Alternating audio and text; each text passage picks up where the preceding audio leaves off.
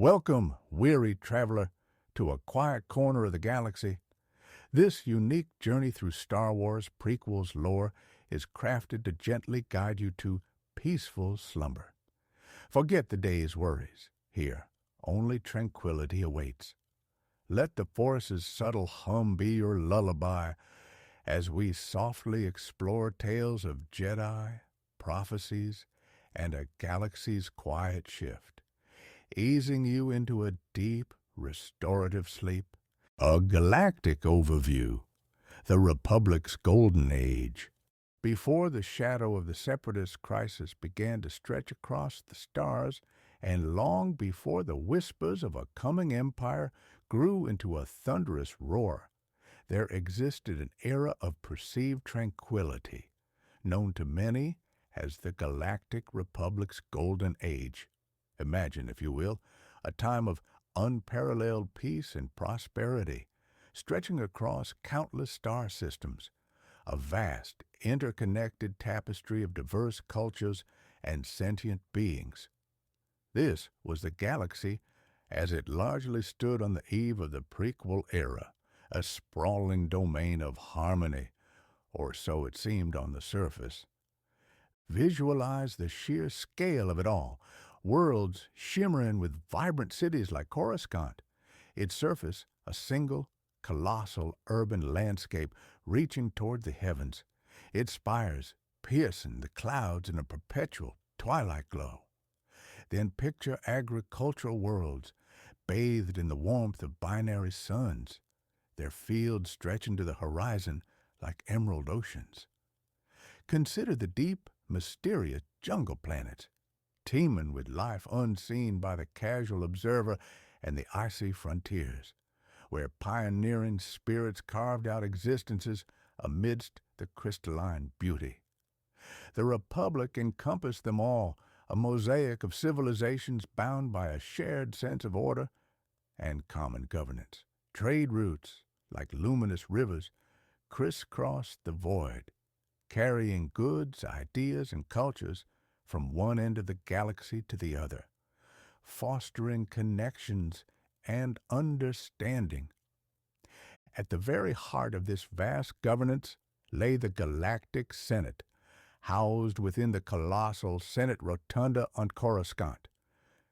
Imagine its massive circular chamber filled with thousands of hovering pods, each representing a system, a sector, or a species. Though often slow and burdened by bureaucracy, this body was the symbol of galactic democracy, where debates, though sometimes passionate, ideally resolved disputes through diplomacy and deliberation rather than conflict. The hum of political discourse, the murmur of countless voices debating galactic policy, was a constant, if sometimes droning melody, of this era. It was a testament to the belief that even the grandest disagreements could be settled through reasoned discussion, a belief that would soon be severely tested.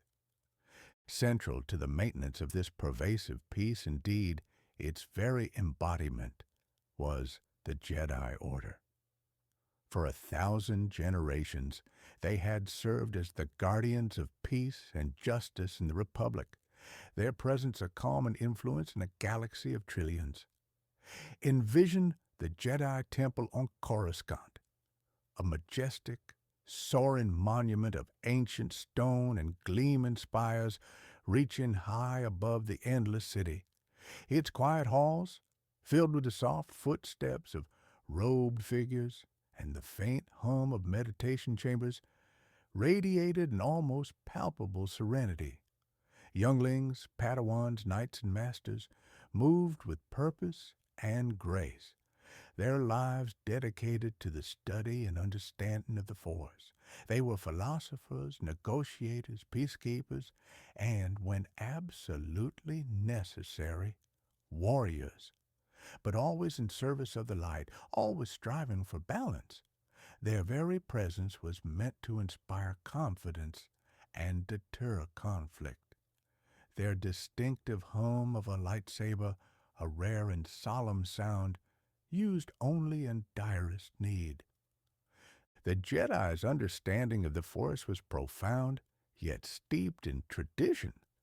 They sought to live in harmony with the living Force, the energy created by all life, and to commune with the cosmic force which bound the galaxy together. Their tenets of non-attachment, of selflessness, and of seeking wisdom over power were the bedrock of their existence. They were seen as impartial arbiters, their wisdom sought by senators and common citizens alike. When disputes arose between worlds or within fledgling systems, it was often a Jedi master, accompanied by their Padawan, who would be dispatched to mediate. Their calm demeanor and profound connection to the Force often enough to de-escalate tensions. Their diplomatic successes far outweighed the rare instances where their lightsabers were drawn. This era, however, was characterized not by overt threats, but by subtle shifts that began to undermine its deep-seated calm. Like imperceptible currents beneath a vast, placid ocean, forces were at work, slowly eroding the foundations of this golden age. The very vastness of the Republic, once its strength, also became a potential weakness. Distant systems felt increasingly disconnected from Coruscant, their voices sometimes lost in the immense bureaucracy. Economic disputes, though seemingly minor, could fester, creating resentment and fertile ground for manipulation. Whispers of corruption, though dismissed by many as isolated incidents, began to circulate in the deeper political circles. The Jedi, for all their wisdom, had perhaps become too comfortable in their role as peacekeepers, too reliant on the Republic's enduring stability. Their focus on the light side, while noble, may have inadvertently made them less attuned to the growing darkness, a darkness that operated in the shadows, patient and cunning.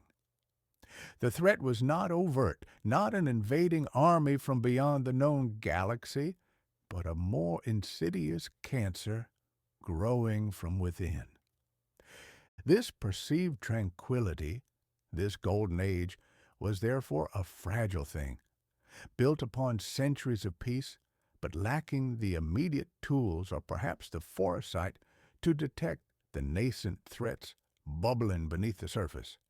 It was an era of profound beauty and intricate political dance, where the Jedi stood as beacons of hope and order, but the seeds of discontent, sown by unseen hands, were beginning to sprout, preparing the ground for the dramatic and tragic events that would soon plunge the galaxy into a prolonged conflict, forever altering the landscape of its peaceful golden age.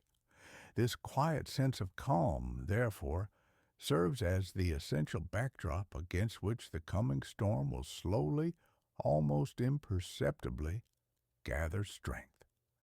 The Jedi Order's Serenity and Dogma. To truly understand the Galactic Republic on the precipice of its fall, one must first comprehend the heart of its most enduring institution, the Jedi Order. For a millennium, following the Ruusan Reformation and the supposed eradication of the Sith, the Jedi had operated in a period of unparalleled influence and perceived peace.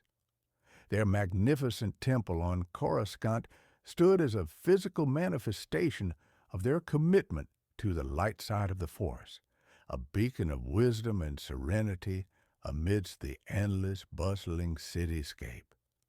Imagine this temple, not merely a building, but a soaring monument carved from the planet's surface, its 5 spires reaching skyward, piercing even the highest atmospheric layers.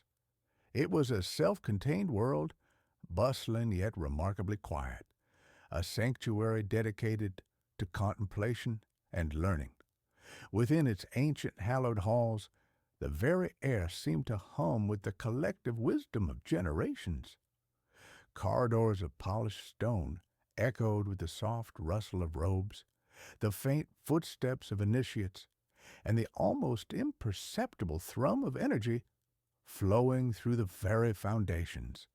Training rooms bustled with the controlled energy of sparring Padawans, while the vast archives, a repository of galactic knowledge stretching back tens of thousands of years, radiated a quiet reverence.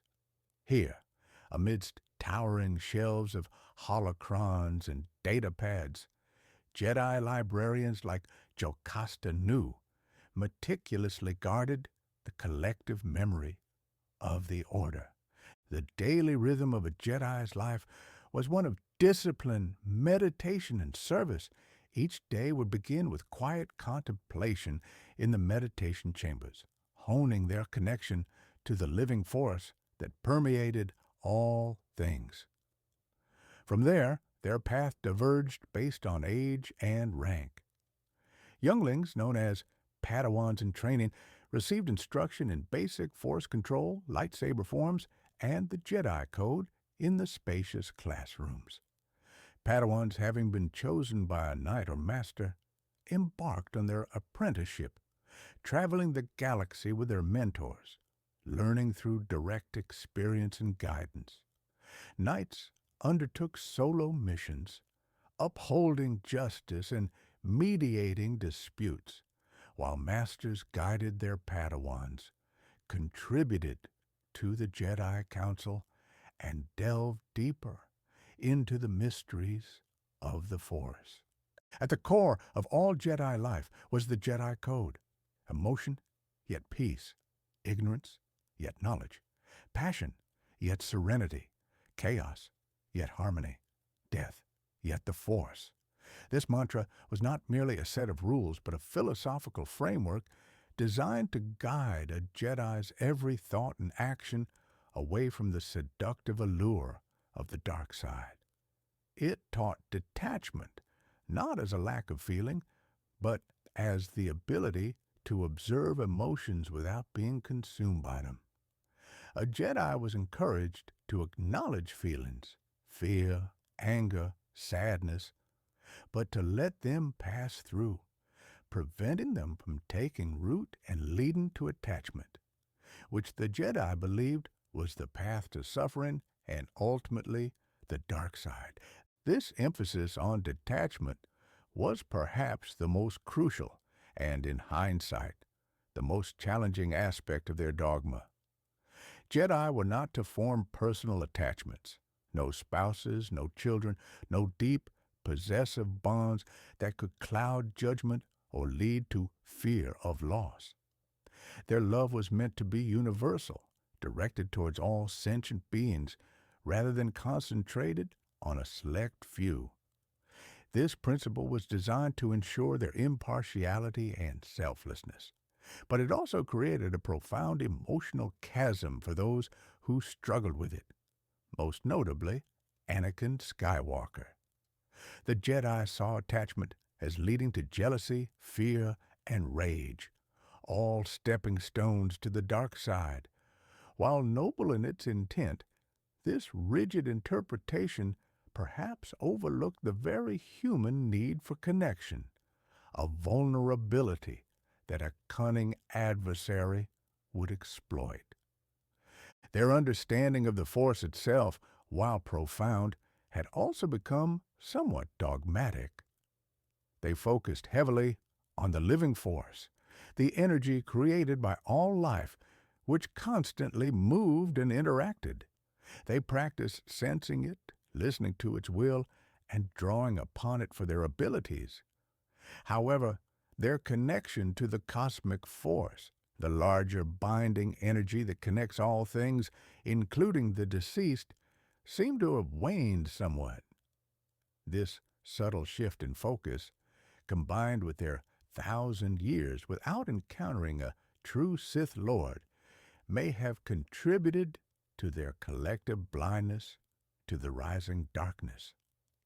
They interpreted prophecies, like that of the Chosen One, through their own established lens, struggling to adapt their understanding when events deviated from their traditional interpretations.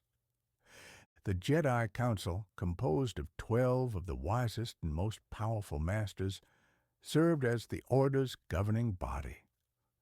Their sessions in the council chamber high within the temple's central spire were debates of immense galactic importance. These masters were the best and brightest, dedicated individuals like Mace Windu, renowned for his stern adherence to the code and his unique force abilities. Yoda, ancient and deeply connected to the living force, and Ki-Adi-Mundi, a wise strategist. Yet, even among them, a subtle complacency had set in. They had grown accustomed to solving problems through diplomacy and negotiation, rarely facing a threat they could not contain. Their trust in the Republic's institutions was deep-seated, making them slow to suspect betrayal from within. This adherence to ancient dogma, while providing stability and a clear moral compass for millennia, also inadvertently contributed to their later challenges. Their refusal to question long-held beliefs, their strictures against emotions like love and fear, rather than teaching how to healthily process them, and their somewhat insular nature created vulnerabilities. They had become guardians of the status quo, deeply embedded within the Republic's political structure, perhaps too close to see the rot that was beginning to infect the very system they protected. Their wisdom was vast, but it was a wisdom forged in an era of peace, and it struggled to adapt to a cunning, unseen enemy who played by different rules entirely. The Jedi, for all their power and purity, found themselves caught in a changing galaxy, clinging to principles that, while true, left them unprepared for the insidious nature of the coming darkness. Their serenity, once their greatest strength, became a fragile shell against the storm, and their dogma, once their guiding light, cast long shadows that obscured the true path forward. Midichlorians, the science of the Force. To truly grasp the essence of the Force, and indeed the very fabric of existence within the Star Wars galaxy, we must gently turn our attention to an often discussed yet fundamentally elegant concept, the midichlorians. Forget for a moment any prior notions of them being merely a count or a simple biological marker. Instead, let us perceive them as they were truly understood by the Jedi. Microscopic, sentient life forms, existing within the cells of all living beings, serving as the profound conduit, the living bridge, between biological life and the omnipresent energy field known as the Force. Imagine, if you will, that every living cell in your body and in every plant, every animal, every sentient being across the vastness of the cosmos contains these tiny, vibrant entities. They are not the Force itself, but rather a vital symbiotic partner to it. Think of them as the sensitive antennae, the delicate receivers that allow biological life to hear and speak with the Force. Without these intricate cellular inhabitants, the connection between a living organism and the Force would be incredibly diminished, perhaps even entirely severed. They are the universal translators, facilitating a constant silent dialogue between individual life and the cosmic energy that binds all things. This inherent connection highlights the fundamental harmony and interconnectedness of all life within the galaxy. The midichlorians are a testament to the idea that every living thing, no matter how small or seemingly insignificant, plays a role in the grand symphony of the Force. They are a continuous, flowing stream of energy and communication, linking the individual to the collective, the microcosm to the macrocosm. When a Jedi meditates, seeking guidance from the Force, it is through the countless midichlorians within their own being that this connection is strengthened and clarified. They are the mechanism by which living beings can perceive the will of the Force, and indeed, by which the Force can manifest itself through living beings. Consider the gentle hum of life that permeates every world, from the smallest blade of grass on a tranquil garden moon to the most ancient towering trees of a primeval forest, from the deep-sea creatures in an abyssal trench to the bustling populations of an urban planet. Midichlorians are present. They are the unseen threads of light, weaving through the tapestry of life, creating a constant two-way exchange of energy. They allow life to feel the ripples in the Force, a disturbance, a tremor of emotion, a surge of power, and conversely, they enable a Force-sensitive individual to channel and direct that energy outwards, whether to calm a troubled mind, lift an object, or even perceive events happening light years away. The Jedi did not view midichlorians as something to be measured in a purely scientific, quantitative sense in their spiritual practice, but rather as an indicator of a living being's potential to understand and interact with the Force. A higher concentration meant a more profound and immediate sensitivity, a clearer channel to that universal energy field. This sensitivity could manifest as intuition, precognition, or the ability to perform great feats that seemed to defy physical laws. But it was always understood that the potential was nothing without dedication, training, and a strong will aligned with the light side.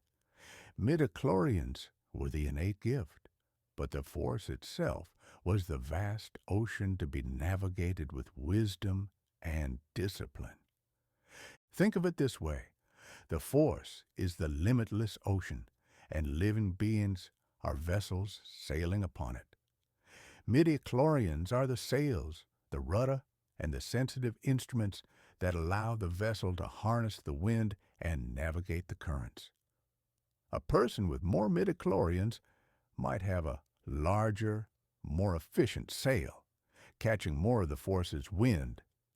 But without a skilled navigator, the individual's mind and spirit, and a sturdy ship, their body, even the largest sail is useless, or worse, dangerous. It is the harmonious interaction between the individual's consciousness, their biological makeup, and the omnipresent Force that truly defines a Force user's abilities. This perspective emphasizes the deeply harmonious function of midichlorians within the galaxy's intricate ecosystem. They are a constant reminder that all life is precious, all life is connected, and all life contributes to the balance of the Force. When life flourishes, the Force is strong and vibrant.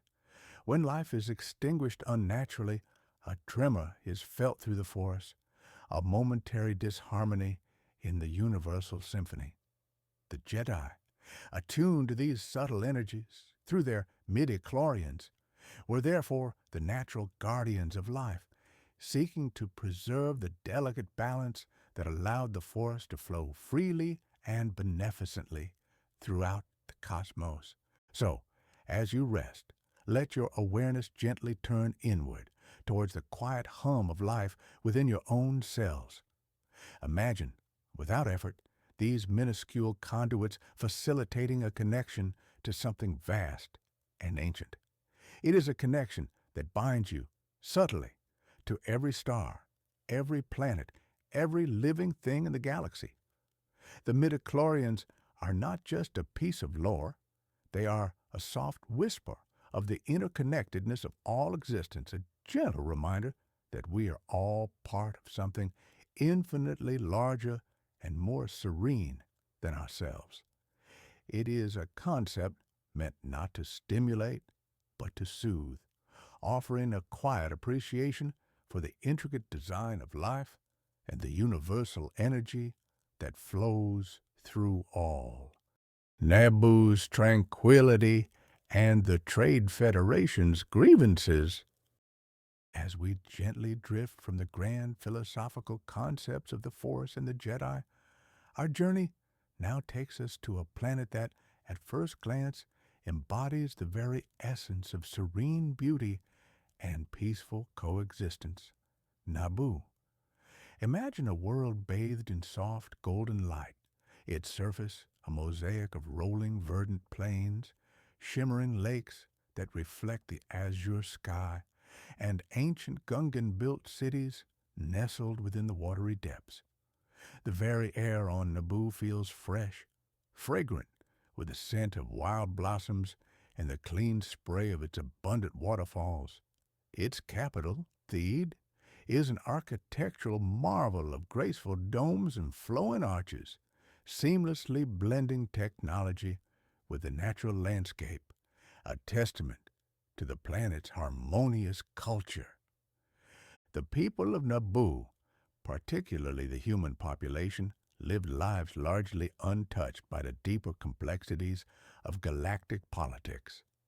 They valued art, culture, and diplomacy above all else, electing their rulers, often young and idealistic, through democratic processes. Their queen, Padme Amidala, was a testament to this ideal, intelligent, resolute, and deeply committed to her people's welfare. Beneath the surface, in the vast underwater cities, lived the Gungans, a distinct amphibious species with their own unique culture and traditions, largely separate from their surface-dwelling neighbors, yet sharing the same planetary home. This duality, while sometimes leading to minor cultural misunderstandings, rarely escalated beyond peaceful cohabitation. This was a world that knew little of large-scale conflict, its defensive forces primarily ceremonial, its citizens accustomed to negotiation and civil discourse resolving any disagreements. Naboo was a jewel in the Republic, a symbol of what peace and democratic ideals could achieve when left undisturbed. It was precisely this idyllic state that made the events to follow so jarring, so profoundly unsettling, and so deeply indicative of the subtle rot beginning to fester within the Republic's seemingly robust structure. Into this picture of tranquil harmony stepped a looming industrial shadow, the Trade Federation. This was not a military power in the traditional sense, but a colossal interstellar corporate entity, an immense consortium of merchant guilds and shipping lines that controlled the vast majority of commercial routes across the galaxy. Their power lay not in armies of clones or legions of soldiers, but in their immense economic leverage, their vast fleets of freighters, and their increasingly militarized droid forces. For decades, the Republic had granted the Trade Federation vast autonomy, recognizing its crucial role in galactic commerce. This autonomy, however, had slowly morphed into unchecked power, and with power came ambition, and with ambition, grievances. The particular grievance that brought them to Naboo involved taxation of free trade zones. The Republic Senate, in an effort to curb the Federation's growing influence and profit margins, had begun levying taxes on previously unregulated trade routes. To the Trade Federation, led by the calculating Nemoidian Viceroy Newt Gunray and his tactical advisor Rune Hako, This was an unacceptable infringement on their rights and profits. They saw it as an act of aggression, a direct threat to their economic supremacy.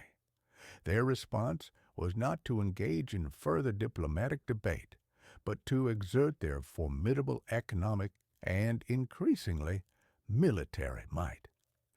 The result was the imposition of a blockade around the peaceful world of Naboo. Visualize vast, ominous dreadnoughts, bristling with weaponry, hanging silently in the space above Naboo's pristine atmosphere, their sheer presence a chilling statement. These were not traditional warships, but heavily armed cargo vessels repurposed for intimidation. This blockade was a direct challenge to the Republic's authority, a flagrant act of aggression disguised as an economic dispute. The Federation's intent was clear: to strangle Naboo's economy, to isolate its people, and to force the Republic Senate to repeal the new taxation laws under duress. This move by the Trade Federation was far more than a simple trade dispute. It was a critical foreshadowing of wider galactic unrest. It highlighted several dangerous trends that were silently undermining the Republic's peace. Firstly, it exposed the Republic's bureaucratic paralysis. The Senate, for all its grand ideals, was ponderous and slow to act. Its debates were lengthy, its procedures cumbersome, making it ill-equipped to respond swiftly to a localized crisis that rapidly escalated into an invasion. The sheer weight of its processes meant that a direct, decisive response was often too late, leaving vulnerable systems exposed. Secondly, it revealed the growing power of corporate entities over sovereign worlds. The Trade Federation, a commercial entity, possessed its own private army of battle droids, a force that rivaled many planetary defense fleets. The Republic's reliance on such entities for crucial services had inadvertently granted them unprecedented leverage, allowing them to dictate terms through force rather than negotiation. Thirdly, and most subtly, the Naboo crisis was the first visible ripple of a deeper, darker manipulation. Unbeknownst to almost everyone, the Trade Federation was merely a pawn in a much grander scheme, orchestrated by the shadowy figure of Darth Sidious. The blockade, the invasion, and the subsequent events were all carefully orchestrated moves to create chaos, to expose the Republic's weaknesses, and to set the stage for the rise of a new power. The grievances of the Trade Federation were genuine in their limited scope, but their actions were being guided by a much more sinister hand, one that sought to exploit galactic tensions for its own ultimate gain. So, Naboo, a planet of extraordinary beauty and peace, became the unwitting stage for the first act of the galactic tragedy. Its serenity, once its greatest strength, made it an easy target for a calculated act of aggression. The blockade and subsequent invasion were not just an isolated incident. They were a chilling prelude, demonstrating how easily the Republic's perceived tranquility could be shattered and how quickly political tensions could escalate into open warfare, heralding the turbulent era that would soon engulf the entire galaxy. Qui-Gon Jinn and Obi-Wan Kenobi, a master and apprentice's journey. As the shadows of the Trade Federation's blockade deepened around Naboo, the Galactic Republic, slow to action, dispatched its most trusted arbiters of peace, 2 Jedi Knights. Not just any Jedi, but a pairing that embodied both the unwavering strength of the Order and the subtle tensions beginning to fray its edges. Master Qui-Gon Jinn and his Padawan, Obi-Wan Kenobi. Their arrival on the Trade Federation's ominous battleship marked the quiet beginning of a pivotal journey, one that would intricately weave their individual destinies with the fate of the entire galaxy. At the heart of their dynamic lay a fascinating contrast. Qui-Gon Jinn was a Jedi master of profound wisdom, yet he walked a path less traveled by his peers. He was a nonconformist, often described by the Jedi Council as maverick or rebellious.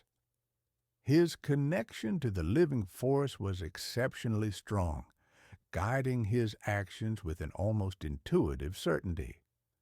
He trusted his instincts above rigid adherence to the Jedi Code's more dogmatic interpretations, believing that the Force spoke to him directly, often urging him to compassionate acts that defied standard protocol. He wasn't reckless, but deeply principled, with a gentle, patient demeanor that masked an iron will.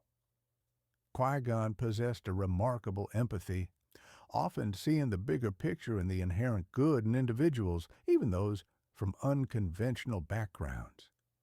His wisdom flowed less from ancient texts and more from a profound moment-to-moment attunement to the ever-shifting currents of the Force.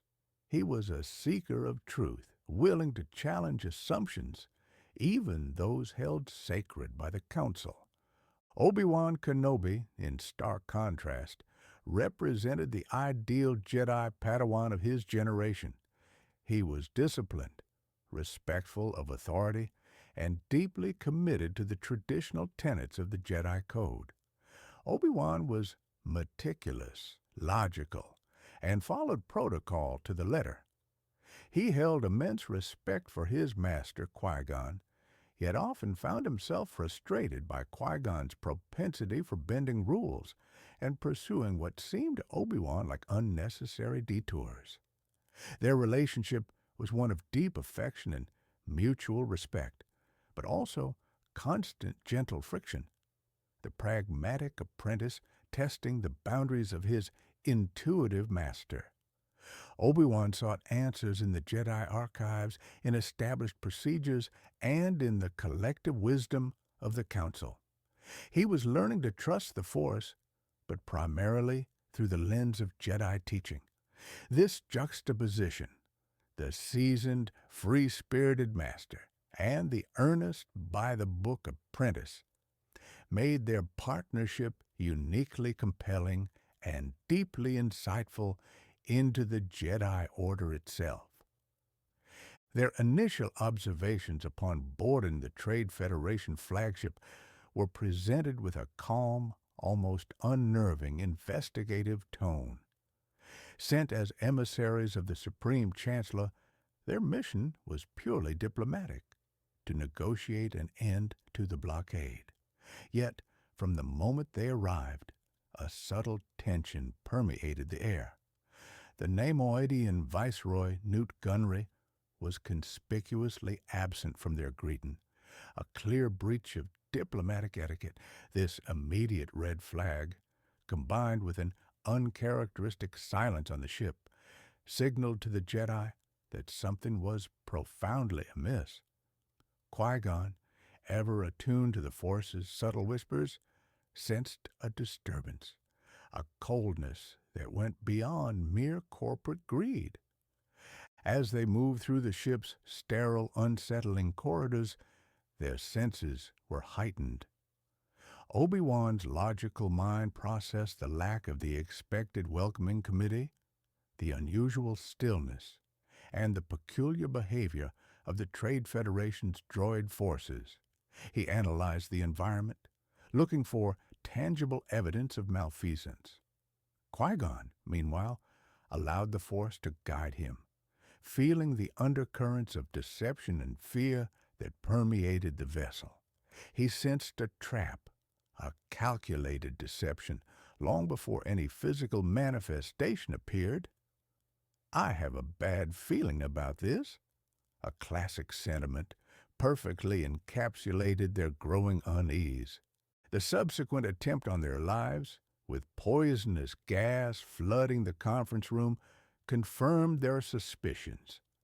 Their effortless deflection of the attacking battle droids, a testament to their refined combat skills, was carried out with a methodical precision, devoid of panic. They moved with the grace and efficiency that only Jedi, honed by years of training and a deep connection to the Force, could achieve. This was not a moment of heroism for spectacle, but a grim confirmation of hostile intent. Their calm in the face of overwhelming odds underscored their status as true guardians of peace, capable of decisive action without succumbing to aggression. Their journey from the battleship to the surface of Naboo continued to highlight their differing approaches. Qui-Gon's decision to follow the Trade Federation's landing forces, to seek out the truth on the ground rather than awaiting Senate action, exemplified his proactive and unconventional nature. Obi-Wan, ever the stickler for protocol, would likely have preferred to wait for further instructions from the Council. Yet he trusted his master's intuition, following him into the swampy depths of Naboo, an unfamiliar and unpredictable environment. Their encounter with Jar Jar Binks and the Gungan culture further solidified this dynamic. Qui-Gon, with his open-mindedness and compassion, immediately sensed Jar Jar's predicament and offered assistance, seeing beyond his clumsy exterior. Obi-Wan, initially dismissive and exasperated by Jar Jar's antics, slowly came to appreciate his master's patience and acceptance. This interaction was a subtle lesson for Obi-Wan, highlighting Qui-Gon's unwavering belief in the inherent value of all life, regardless of species or social standing. Ultimately, this master and Padawan, with their complementary strengths and subtle disagreements, served as the initial bulwark against the encroaching darkness. Qui-Gon's intuition, combined with Obi-Wan's discipline, allowed them to navigate the deception on Naboo. Their journey was not just a physical one across a beautiful planet, but a symbolic voyage into the heart of the galaxy's emerging crisis, revealing the nuanced strength of the Jedi Order even as it began to face its gravest challenges. Their initial observations, delivered with quiet intensity, set the ominous tone for the galactic unraveling that would soon follow. Anakin Skywalker's discovery and the prophecy of the Chosen One. As Qui-Gon Jinn and Obi-Wan Kenobi found themselves stranded on the outer rim desert world of Tatooine, a planet far removed from the Republic's serene core, they stumbled upon a discovery that would irrevocably alter the fate of the galaxy. It was here, amidst the scorching twin suns and the endless dunes, that they encountered a boy named Anakin Skywalker. At first glance, he was merely a child, no older than 9, living a life of quiet servitude as a slave. Yet, beneath his humble exterior lay an extraordinary, almost incomprehensible connection to the Force, a potential so vast it was unlike anything the Jedi had seen in a millennium. Imagine young Anakin, small for his age, with bright, inquisitive eyes that held a spark of boundless curiosity and an innate kindness. He was resourceful, having learned to repair droids and pilot small vehicles out of necessity, displaying a natural mechanical genius far beyond his years. Despite the harsh realities of slavery, he possessed a hopeful innocence, an earnest desire to help others, particularly his mother, Shmi. His days were spent toiling for the Toydarian junk dealer Watto, navigating the dangerous streets of Mos Espa, and dreaming of a life beyond the desolate wastes of Tatooine. There was a quiet intensity about him, a unique spirit that even the most seasoned Jedi Master would instantly recognize as extraordinary. Qui-Gon Jinn, ever the maverick, guided by his deep connection to the living force, was the first to truly perceive the boy's immense power. He didn't just sense a strong force presence. He felt a profound, almost overwhelming resonance. Anakin's reflexes were uncanny, his luck seemed almost supernatural, and his ability to intuitively pilot a pod racer, a feat requiring unimaginable speed and precision, defied all logical explanation. It was during a test of Anakin's blood, a quiet and significant moment, that Qui-Gon made a startling discovery. Anakin's midichlorian count was off the charts, far exceeding even that of Master Yoda. This was more than just strength. It was an anomaly, a sign of something truly unique. This unparalleled midichlorian count immediately brought to Qui-Gon's mind an ancient, whispered piece of Jedi lore, the prophecy of the Chosen One. This prophecy, passed down through generations within the Jedi Order, spoke of an individual destined to bring balance to the Force. The exact wording varied slightly in different interpretations, but its core promise was always the same. A being would be born of the Force itself, without a father, and would possess the power to destroy the Sith and restore harmony to the cosmic energy field. For 1,000 years since the apparent defeat of the Sith, the prophecy had remained dormant, a mystical tale discussed in scholarly circles, but rarely given immediate relevance. The Jedi Council, however, approached this prophecy with extreme caution and skepticism. When Qui-Gon presented Anakin to them on Coruscant, urging them to train the boy, their reaction was one of profound apprehension. They saw not just the immense potential, but also a dangerous level of fear and attachment within Anakin. His fear of losing his mother, born from a lifetime of slavery and separation, was palpable. The Jedi Code strictly forbade attachments, believing they led to possessiveness, jealousy, and ultimately, the dark side. To them, Anakin was too old to begin training. Most younglings started as infants, and his emotional state made him a significant risk. Master Yoda, with his profound wisdom, famously stated, "Fear is the path to the dark side. Fear leads to anger. Anger leads to hate. Hate leads to suffering." He sensed a cloud around the boy, a potential for darkness that worried him deeply. The Council's interpretation of the prophecy, steeped in centuries of tradition, leaned towards the idea of the Chosen One destroying the Sith in a literal, definitive sense. They struggled with the notion that bringing balance might involve a more complex, even painful process than simply eradicating evil. Their experience had taught them that power, especially raw, untempered power, could be dangerous.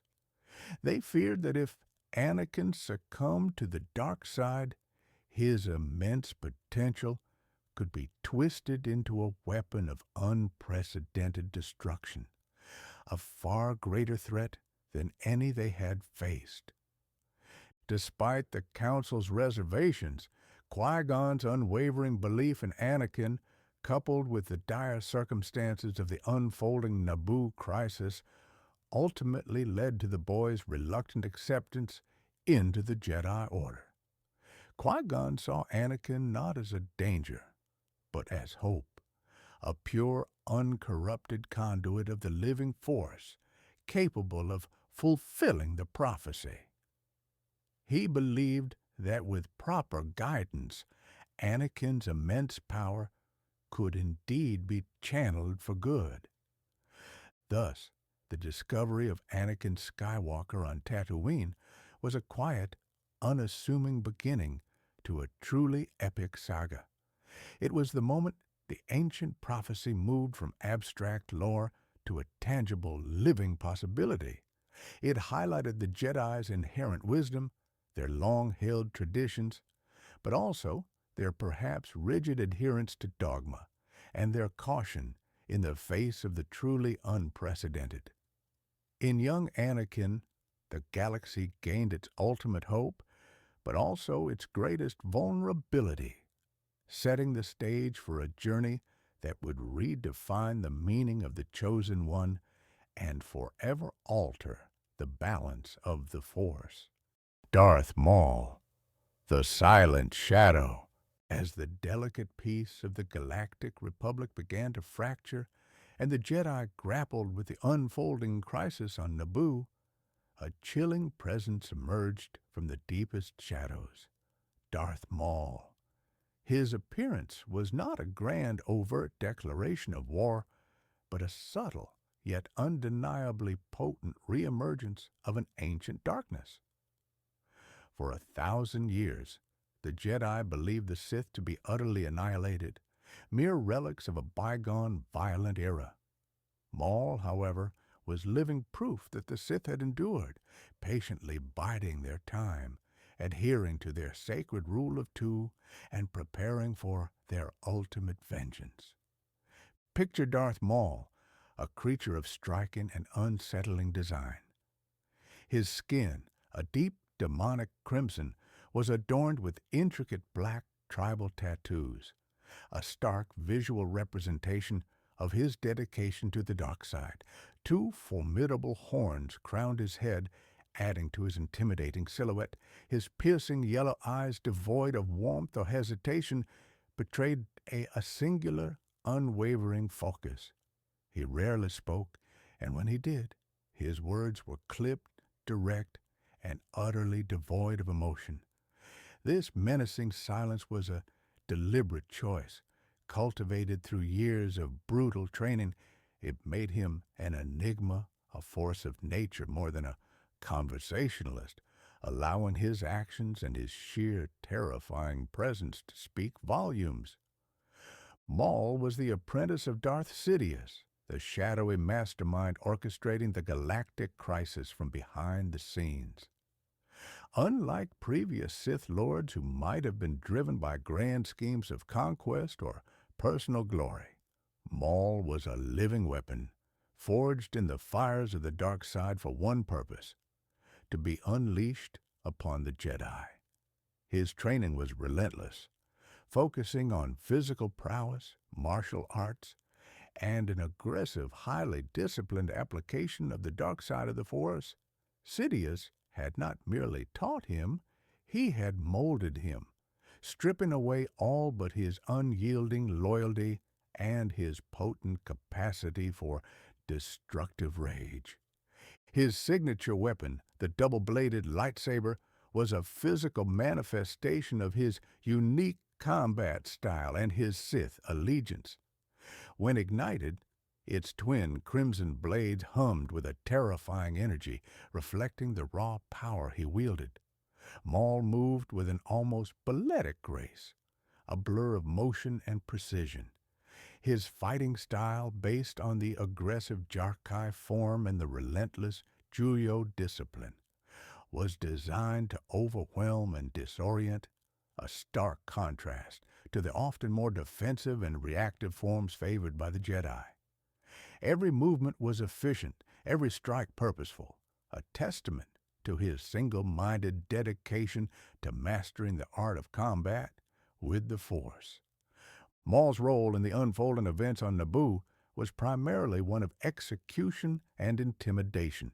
He was the Hound unleashed by Sidious, tasked with capturing Queen Amidala and eliminating any Jedi who stood in his master's way. His presence on Tatooine, where he briefly engaged Qui-Gon Jinn, was a deliberate test, a probing action designed to gauge the Jedi's awareness and strength. This brief, intense encounter, though short-lived, was deeply significant. It was the first time in 1,000 years that a Jedi had faced a true Sith Lord, confirming the Order's gravest fears that their ancient enemies had indeed returned. The very existence of Darth Maul shattered the Jedi's long-held belief in the Sith's extinction, forcing them to confront a reality they were largely unprepared for. His focus was absolute, his will unbreakable. Maul was an instrument of the dark side's purest aggression, devoid of the complex motivations that might drive other Force users. He felt no remorse, no fear, only a burning desire to execute his master's will and destroy the Jedi. This unyielding dedication, born from a lifetime of brutal conditioning, made him incredibly dangerous. He was the embodiment of the Sith's patience and their capacity for relentless focused malevolence. The reemergence of Darth Maul represented a subtle yet profoundly significant shift in the balance of power across the galaxy. His appearance signaled that the age of overt, large-scale Sith empires was not yet upon them, but rather the Sith were operating with precision and secrecy.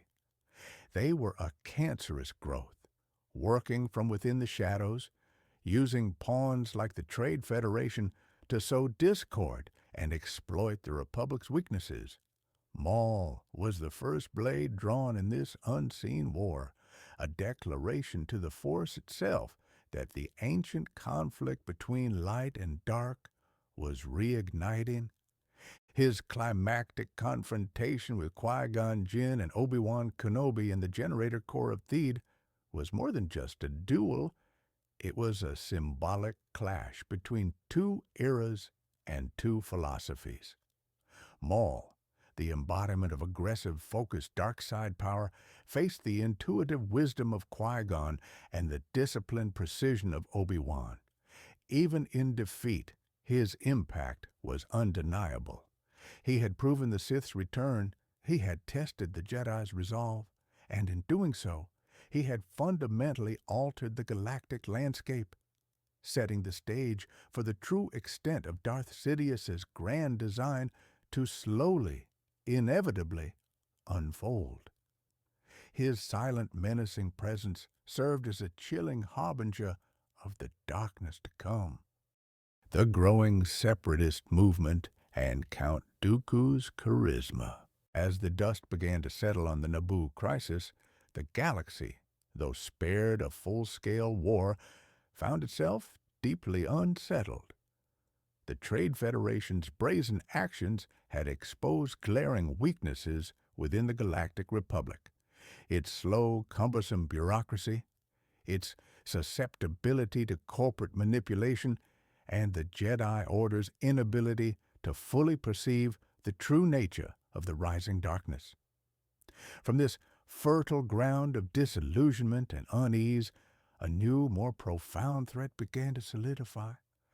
The Separatist movement, a vast coalition of systems seeking to secede from the Republic. Imagine a growing murmuring across thousands of star systems, a chorus of discontent arising from the outer rim to the very edges of the core worlds. Many planets, feeling neglected by a distant Coruscant-centric government, or exploited by powerful mega-corporations operating under the Republic's lax oversight, began to voice their frustrations. They argued that the Republic was inefficient, corrupt, and incapable of protecting its constituents' true interests. This wasn't merely about trade disputes, it was about self-determination, economic justice, and a yearning for a government that truly represented its diverse populace. Small protests swelled into large demonstrations. Debates turned into heated public arguments, and one by one, systems began to formally announce their intent to leave the Republic. At the very forefront of this burgeoning movement, giving it a powerful, resonant voice, and an undeniable legitimacy was Count Dooku. Dooku was no ordinary political firebrand. He was a figure of immense gravitas and a past that lent unparalleled weight to his cause. A former Jedi Master of legendary status, Dooku had once been a highly respected member of the Jedi Council, the apprentice to Grand Master Yoda himself, and the mentor to Qui-Gon Jinn. His departure from the Jedi Order years prior had been a quiet scandal, officially attributed to disillusionment with the Republic's corruption. Now, he reemerged as the public face and philosophical leader of the Confederacy of Independent Systems, commonly known as the Separatists. Picture Dooku, tall, elegant, with a regal bearing that commanded attention. His voice, deep and resonant, carried inherent authority and a persuasive charm. He spoke with the eloquence of a seasoned diplomat and the conviction of a true believer, effortlessly articulating the frustrations of the countless worlds chafing under the Republic's perceived tyranny. He argued that the Republic had become bloated and unresponsive, controlled by self-serving politicians and corporate interest, no longer serving the people it was meant to protect. His words resonated with systems that felt economically exploited, culturally marginalized, or simply forgotten by the core. Dooku's charisma was not superficial. It was rooted in a genuine, albeit ultimately twisted, philosophical argument. He truly believed the Republic was broken beyond repair and that secession was the only path to true freedom and justice for its suffering worlds. This conviction, combined with his unparalleled reputation as a wise and powerful former Jedi, drew immense support. Worlds flocked to his banner not out of fear, but out of a shared sense of grievance and a hope for a better future outside the Republic's perceived decay. He was a beacon for those who felt the system had failed them, offering a compelling alternative to endless bureaucratic stagnation. What few knew, however, was the profound deception at the heart of Dooku's leadership. He was, in truth, Darth Tyrannus, the second apprentice of Darth Sidious, succeeding Darth Maul. His public persona as the noble idealist, the champion of freedom, was a carefully constructed facade. His true purpose was not to lead a successful secession, but to precipitate galactic conflict, to divide the galaxy, weaken both sides, and ultimately pave the way for Sidious's grand design of a galactic empire. His philosophical arguments, while resonating with real grievances, were ultimately tools of manipulation, designed to push systems away from the Republic and into a conflict that would consume both. This highlights the core philosophical divide that precipitated the galactic conflict. On one side, the Republic clung to its ancient ideals of democracy and unity, even as its institutions creaked under the weight of corruption and inefficiency. On the other, the Separatists, led by Dooku, championed the right to self-determination and freedom from perceived oppression, even as their movement was secretly controlled by a totalitarian Sith Lord.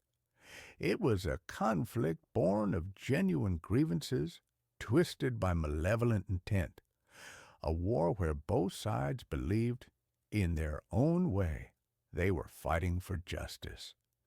Dooku masterfully exploited this divide.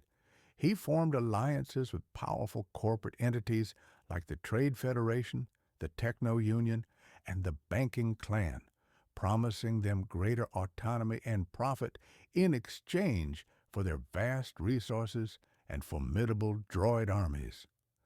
These corporations, hungry for power and tired of Republic taxation, eagerly joined his cause, providing the Separatist alliance with the military muscle it needed to challenge the Republic directly. Thus, the grievances of individual systems were combined with the immense economic and military might of greedy corporations, creating a truly formidable force under Dooku's charismatic leadership. The Jedi, watching this growing unrest with increasing concern, were caught in an impossible situation. They were sworn to uphold peace and protect the Republic, but they struggled to understand the true nature of Dooku's intentions. They saw a former comrade, a respected master, seemingly leading a legitimate political movement, even as their instincts warned them of a growing darkness. Their efforts to mediate and negotiate were increasingly futile as Dooku's influence swelled, pushing the galaxy inexorably towards a cataclysmic war. In Count Dooku, the galaxy found a tragic figure, a Jedi Master whose genuine disillusionment with the Republic was expertly twisted and exploited by the dark side. His charisma and powerful arguments rallied a vast movement, transforming scattered discontent into a unified, armed rebellion. His leadership did not lead to freedom, but to a vast, devastating conflict, perfectly fulfilling Darth Sidious's ultimate goal of plunging the galaxy into chaos and setting the stage for his insidious rise to absolute power. The growing Separatist movement, under Dooku's eloquent and manipulative sway, became the hammer that would shatter the Republic's fragile peace. The Jedi's blindness and the mystery of Kamino. As the Republic teetered on the brink of civil war, with Count Dooku's Separatist movement gaining alarming momentum, the Jedi Order found itself in a profoundly precarious and increasingly challenging position. Despite their millennia of wisdom, their profound connection to the Force, and their role as guardians of peace, the Jedi were experiencing a growing and unsettling struggle to perceive the true threats evolving around them. A pervasive cloud had descended upon the Force, shrouding the future and obscuring the insidious machinations of the dark side. Imagine the Jedi Council chambers, usually a beacon of clarity and foresight, now filled with an undercurrent of unease. Master Yoda, with his unparalleled sensitivity to the Force, often spoke of this encroaching darkness. "A shroud of the dark side has fallen," he would intone. "Begun, the Clone War has, even before the first shots were fired." This wasn't merely a lack of information. It was a fundamental dimming of their ability to sense the subtle shifts in the Force, to anticipate the grand design of their unseen enemy.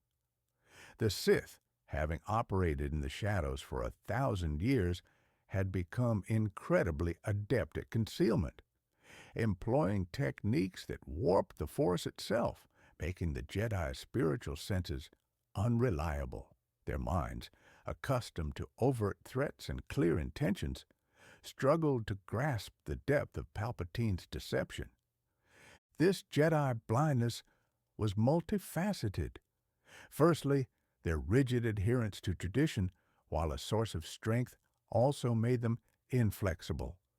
They interpreted ancient prophecies and perceived threats through a lens shaped by their experiences in a peaceful era.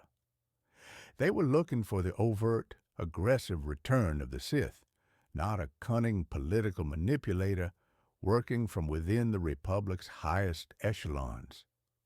Secondly, their deep trust in the Republic's democratic processes made them slow to suspect betrayal from its core. They were guardians of the system, and the idea that its very foundations were being corrupted by a Sith Lord was almost unthinkable. This made them hesitant to intervene in political matters in a forceful way, even as the situation spiraled. It was against this backdrop of increasing uncertainty that a startling revelation emerged, connected to a world virtually unknown to the Jedi, Kamino. This enigmatic planet lay far beyond the charted regions of the galaxy, a phantom world that had mysteriously vanished from the Jedi Archive's star maps. Its very existence and the secret it held was a testament to how profoundly the dark side had already woven its threads into the galactic tapestry. Picture Camino, a world of endless, tumultuous oceans perpetually lashed by torrential rains. Its vast, sprawling cities were not built on land, but soared on colossal stilts above the churning waves, their gleaming white structures resembling delicate, almost ethereal flowers emerging from the stormy seas. The architecture was sleek, minimalist, and eerily sterile, reflecting the precise, efficient, and emotionless nature of its inhabitants. The Kaminoans. These beings were tall, graceful, and slender, with elongated necks and large dark eyes, possessing an advanced understanding of genetic manipulation and cloning technology. The mystery surrounding Kamino began when Obi-Wan Kenobi, following a trail connected to an assassination attempt on Padme Amidala, was led to this secluded planet. There, he discovered not a threat, but a highly organized, vast clone army that had been commissioned in the name of the Republic 10 years prior, ostensibly for the Jedi Order, by a Master Sifo Dyas, a Jedi Master who had been killed years ago and whose commission was never approved by the Jedi Council. This was an astonishing revelation. An army designed to defend the Republic had been secretly created without the knowledge or authorization of the Jedi, or even the vast majority of the Senate. The Kaminoans explained with their characteristic detached logic that the army had been grown from the template of a formidable bounty hunter named Jango Fett, designed to be genetically obedient, incredibly disciplined, and utterly loyal. The sheer scale of the operation was staggering. Millions of clones, meticulously grown, trained and equipped, ready for deployment. The implications were immense. Who had truly placed this order? Why was it hidden from the Jedi? And what was its ultimate purpose? This discovery illuminated the Jedi's increasing struggle to perceive the true threats in several ways. Firstly, the very fact that such a massive project could be undertaken and kept secret from them for a decade highlighted the depth of the cloud over the Force. It proved that their senses, usually so attuned to major galactic events, had been deliberately and effectively muffled. Secondly, it placed them in an immediate moral and strategic quandary. They were a peacekeeping order, not a military one. The idea of leading an army was fundamentally at odds with their core principles. Yet, with the Separatist threat undeniable and the Republic defenseless, they were left with no alternative but to embrace this mysterious force. The clones themselves, though bred for war, were presented by the Kaminoans as a necessary solution, a defensive measure. Their unwavering loyalty and impressive capabilities seemed on the surface to be precisely what the Republic needed. Yet, for all their apparent benevolence, the existence of the clone army represented a profound irony and a tragic foreshadowing. They were a solution to a problem deliberately created, a defensive shield forged by the very hand that sought to dismantle the Republic. The Jedi, in their pragmatic acceptance of this ready-made army, unwittingly embraced an instrument of their own eventual downfall, a tool embedded with a hidden command, Order 66, designed to turn their most loyal soldiers against them. The mystery of Kamino, therefore, was not merely a plot point. It was a symbol of the Jedi's vulnerability and the insidious nature of the Sith's long game. It was a calm, chilling description of technological prowess put to a deceptive purpose, and it quietly yet powerfully underscored how the Jedi, for all their wisdom, were being skillfully manipulated, struggling to see the true enemy lurking in the ever-deepening shadows. Anakin and Padme, a forbidden connection.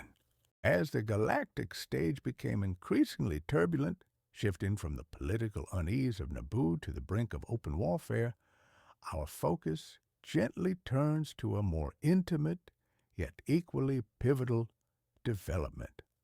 The burgeoning and ultimately forbidden romantic relationship between Anakin Skywalker and Padme Amidala.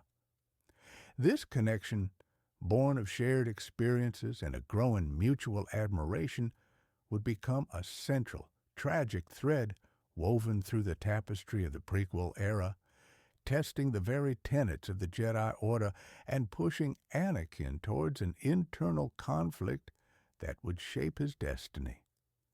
Their initial bond was forged in the innocence of childhood. Padme, then Queen of Naboo, had encountered Anakin as a young enslaved boy on Tatooine. She saw in him not just a gifted pilot, but a kind, selfless spirit full of untapped potential. Their reunion 10 years later, after the assassination attempt on Padme following her Senate term, was a convergence of fates. Anakin, now a powerful Jedi Padawan, was assigned to protect her. The initial interactions were marked by a mixture of lingering childhood admiration from Anakin and a cautious, yet undeniable affection from Padme. As their protective assignment took them from the bustling anonymity of Coruscant to the tranquil beauty of Naboo and the serene landscapes of Varikano, their connection deepened. Imagine their stolen moments of quiet conversation amidst the rolling hills and picturesque lakeside retreats. They spoke of their dreams, their duties, their fears, finding solace and understanding in each other's presence. Padme, burdened by the weight of her political responsibilities and the growing threat to the Republic, found a refreshing honesty and directness in Anakin. Anakin, often feeling misunderstood or restrained by the Jedi's strictures, found in Padme a rare confidant, someone who truly seemed to see and appreciate him for who he was. This developing intimacy, however, was in direct and profound conflict with the Jedi's strictures against emotional attachments. The Jedi Code, as we discussed, emphasized detachment. Not the absence of emotion, but the mastery over it, preventing personal bonds from clouding judgment or leading to possessiveness and fear of loss.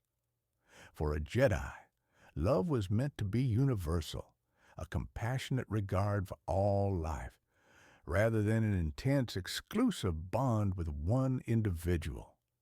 This rule was not arbitrary. It was born from centuries of observing how fear of loss, the fear of losing a loved one, could be twisted by the dark side, leading to anger, aggression, and ultimately corruption. For Anakin, this conflict was particularly agonizing. He had already experienced profound attachment and devastating separation in his early life, having been torn from his mother Shmi when he joined the Jedi Order. This early trauma left an emotional scar, a deep-seated fear of loss that the Jedi, in their wisdom, recognized as a significant vulnerability. Now, as his feelings for Padme grew, this fear was rekindled and amplified. He genuinely loved Padme, a pure and fervent emotion, but he understood intellectually that this love was forbidden. He tried to suppress it, to deny it, but his feelings were too powerful, his emotional capacity too vast to simply shut off. This created a profound internal conflict within him. On one hand, he was a devoted Jedi, committed to the Order, eager to prove himself worthy, and deeply loyal to his master, Obi-Wan. He strived to live up to the Jedi ideals. On the other hand, his heart yearned for Padme, for a connection that defied his training. He wanted to protect her, not just as a duty, but out of a deep personal devotion. This desire to protect, when coupled with his fear of losing her, would become a dangerous emotional cocktail, making him susceptible to manipulation. He wrestled with the paradox. How could a love that felt so right, so natural, be considered so wrong by the very Order he served? Padme, though initially more cautious and aware of the implications, found herself equally drawn to Anakin. She understood the Jedi's rules, but her own feelings, combined with Anakin's earnest intensity, slowly broke down her reservations. Their secret marriage, a quiet ceremony on Naboo, was a profound act of defiance against the Galactic Order, binding them together in a clandestine union that would weigh heavily on Anakin's conscience. It was a choice born of love, but one shrouded in secrecy and fear of discovery.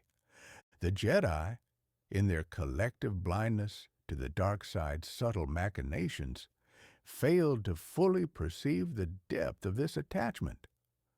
While Obi-Wan sensed a shift in Anakin and Yoda felt a disturbance around him, the true nature of their forbidden relationship remained largely hidden.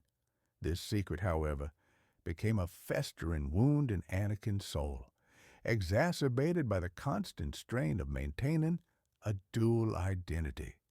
Dutiful Jedi Knight by day, loving husband by night.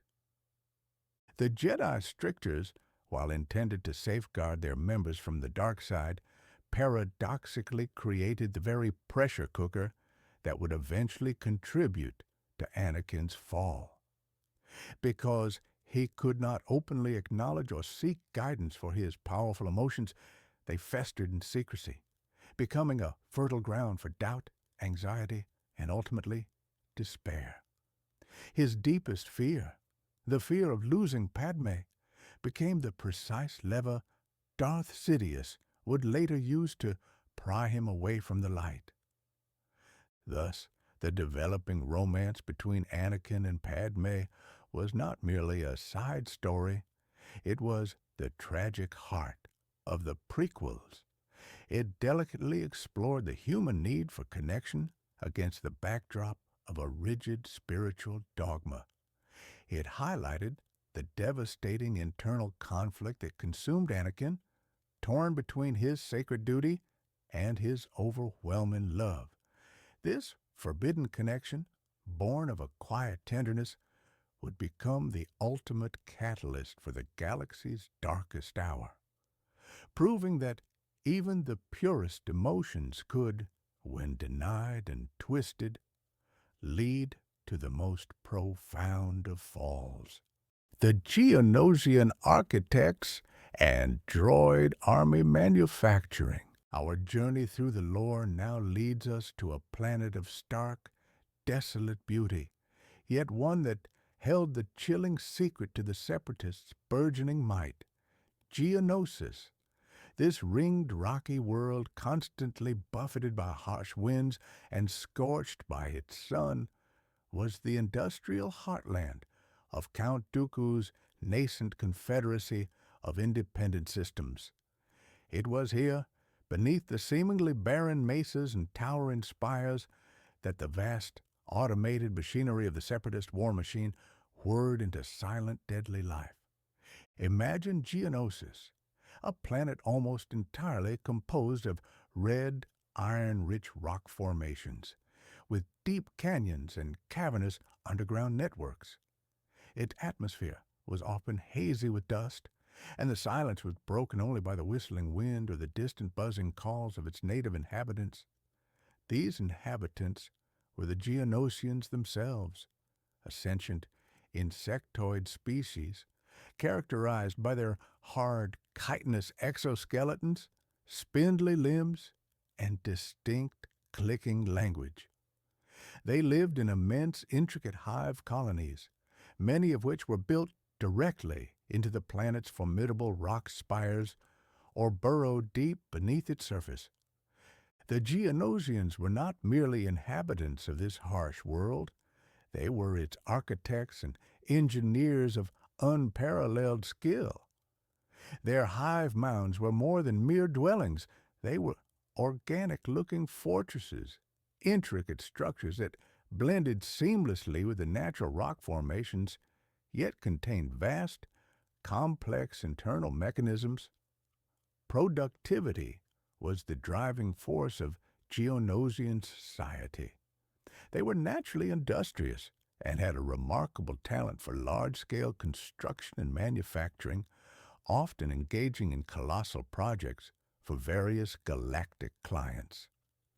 This innate capability, combined with their highly organized caste-based society, divided into workers, drones, and winged warriors, made them the perfect partners for the Separatist cause. It was within these sprawling subterranean complexes and monumental spire factories that the droid army manufacturing took place on a scale previously unseen in galactic history. The Trade Federation, along with other corporate allies like the Techno Union, had forged lucrative contracts with the Geonosians. These weren't small assembly lines. Visualized colossal foundries, stretching for miles underground, pulsating with automated activity. Conveyor belts snaked through cavernous chambers, carrying raw materials from immense, specialized refineries to fabrication zones. Robotic arms whirred, stamping, welding, and assembling components with relentless precision. Here, in an endless rhythmic procession, the core of the Separatist military force was brought to life. The B-1 battle droids. These spindly skeletal figures, almost eerily resembling the Geonosians themselves, emerged by the tens of thousands from the assembly lines. They were crude, often comical in their individual ineptitude, but in their sheer numbers they represented an overwhelming, chilling efficiency. They were cheap to produce, easy to command, often linked to a central control computer for vast deployments, and entirely expendable. Beyond the B-1s, the Geonosian factories also churned out the more formidable, heavily armored B-2 super battle droids, the wheeled, heavily armed droidekas, and a myriad of other automated combat units designed for specific functions on the battlefield. The scale of this operation was breathtaking and terrifying. It highlighted the chilling efficiency of the Separatist war machine. Unlike the Republic, which relied on the slow democratic process of commissioning a clone army, the Separatists had a ready-made, highly automated, and seemingly limitless production capability. Their factories could churn out entire legions of droids daily, allowing them to rapidly militarize and pose an immediate, tangible threat to the Republic's unprepared defenses. There was no need for recruitment, no concern for casualties, no moral qualms, just the relentless, unthinking march of automated war. The secrecy surrounding these vast factories was paramount. Hidden beneath the desolate surface of Geonosis, protected by swarms of Geonosian warriors and an arid, uninviting environment, the operation remained largely unknown to the Jedi and the Republic until Obi-Wan Kenobi's fateful investigation led him directly to its heart. His discovery of this immense hidden manufacturing complex, filled with blueprints for even more advanced weaponry, including the preliminary designs for a superweapon, was the definitive proof the Jedi needed that the Separatist threat was not merely political, but a full-scale military conspiracy. The Geonosian factories were more than just production facilities. They were a symbol of the dark side's pragmatic approach to war. They represented the unfeeling mechanical aspect of conflict, devoid of the human element. The sheer volume of cold, unthinking droids rolling off these lines sent a clear, unspoken message. The Separatists were not interested in negotiation. They were building an army for total war, designed to overwhelm and crush resistance through sheer numerical superiority. Thus, Geonosis, with its intricate hive structures and its vast automated droid foundries, became the nexus of the Confederacy's military power. It was the forge where the implements of galactic conflict were hammered into existence, a stark contrast to the more organic, life-affirming nature of the Jedi. The quiet hum of its machinery was a prelude to the thunderous roar of battle that would soon engulf the galaxy, ushering in the devastating conflict known as the Clone Wars. The escalation of the Clone Wars, a weary galaxy. From the initial thunderous clash on Geonosis, what began as a seemingly localized conflict rapidly metastasized, engulfing the entire Star Wars galaxy in a struggle of unprecedented scale and ferocity. This was the dawn of the Clone Wars, a conflict that would rage for 3 long, arduous years, leaving an indelible scar on countless worlds, and fundamentally altering the very fabric of galactic society. This segment offers a calm, reflective journey through the war's devastating impact, emphasizing the exhausting toll it took on every sentient being and highlighting the insidious way it blurred the lines between light and dark. Imagine a galaxy once largely united under the Republic's banner, now fractured and bleeding. The initial sense of shock, perhaps even a fleeting thrill of battle for some, quickly gave way to a pervasive weariness. The Clone Wars were not fought on a single front, but erupted simultaneously across thousands of star systems. From the heavily industrialized planets of the core to the remote, forgotten worlds of the outer rim, each system became a potential battlefield, each planet a strategic objective. Planetary blockades, orbital bombardments, land invasions, and desperate space battles became a grim daily reality for trillions. Resources were stretched thin, trade routes disrupted, and the comforting sense of stability that defined the Republic's golden age utterly vanished.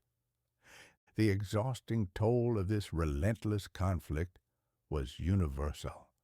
For the citizens of the Republic, life transformed dramatically. Civilian populations found themselves caught between the Republic's clone legions and the Separatists' droid armies, often becoming collateral damage in conflicts they neither understood nor desired. Families were displaced, homes destroyed, and entire economies crippled. Food and supply lines that once flowed freely became perilous, often falling victim to pirate raids or strategic blockades. The constant news reports of distant battles, the somber casualty figures broadcast across hologrids, and the ever-present threat of escalation fostered a deep sense of anxiety and despair. Hope, once abundant, became a precious and fleeting commodity. For the Jedi Order, the war presented an agonizing ethical dilemma and a profound spiritual test. Sworn peacekeepers, not soldiers, they found themselves thrust into the role of generals, leading armies of clones into battle. Masters like Obi-Wan Kenobi, Anakin Skywalker, Mace Windu, and countless others, accustomed to diplomatic missions and quiet meditation, were now strategizing military campaigns and engaging in lightsaber combat on a daily basis. This transformation weighed heavily on their collective consciousness. While they fought for the light, the very act of warfare, with its inherent violence and necessary compromises, began to erode their spiritual purity. They witnessed the suffering firsthand, made decisions that led to death, and found their profound connection to the living force often overshadowed by the chaos of conflict. The constant threat of battle and the profound sense of loss chipped away at their serenity, leaving them emotionally and spiritually drained. This prolonged struggle also served to blur the lines between light and dark in ways few could comprehend, setting the stage for the rise of a far greater evil. On the surface, the conflict was clear, the noble republic battling the separatist aggressors. Yet, beneath this veneer, a more insidious narrative was unfolding. Consider the very nature of the clone army. While presented as the Republic's saviors, they were secretly commissioned by a rogue Jedi and later controlled by Supreme Chancellor Palpatine himself.